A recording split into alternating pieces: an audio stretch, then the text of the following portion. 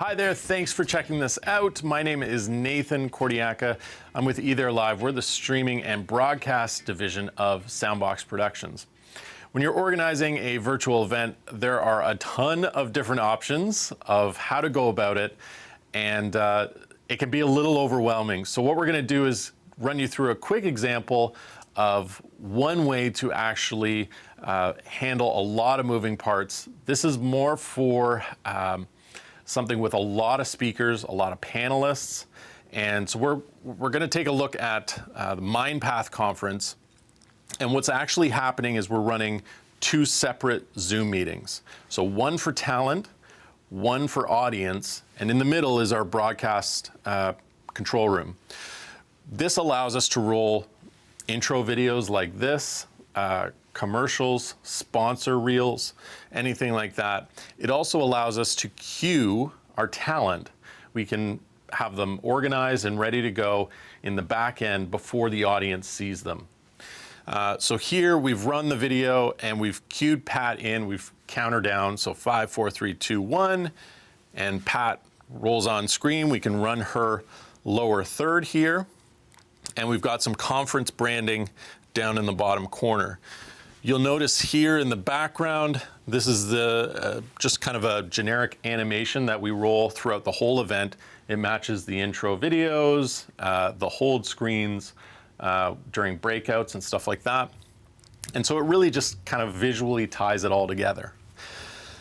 Here is the actual Zoom meeting. So what we're doing is we're taking Zoom in, like I explained, into the control room. We're kind of cropping out all the extra Zoom stuff that's around it and just kind of branding the overall look to it. So another thing we can use with Zoom is the actual screen share option. So here we've got the, he's just sharing his screen within Zoom because he's sitting in his own Zoom meeting. And you can see still around the border, we're still branding it. It still has the same look. And so really we're just leveraging the power of Zoom to handle all those moving parts. When you have a lot of speakers, they all have their own slide decks and their own presentations. And so we're letting Zoom do all the heavy lifting of that. But then we're still sitting in the middle, acting as basically a middleman where we can customize the look and have a little bit of control. So you're kind of in the middle as far as control, because there are still, you can still see like the Zoom background, right? But we are still dressing it up a little bit nicer, so it's not just a typical Zoom meeting.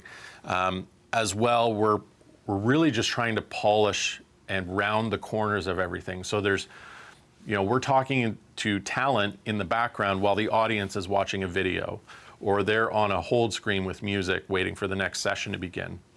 So we still maintain a little bit of that control, and we're really just trying to polish it. So we don't have the, can you see my slides? Can you guys hear me? We've worked all that out in the background. The audience doesn't need to see or hear any of that. So that is one strategy you can take. If you have any other questions, feel free to shoot us an email or a phone call. We'll be happy to help any way we can.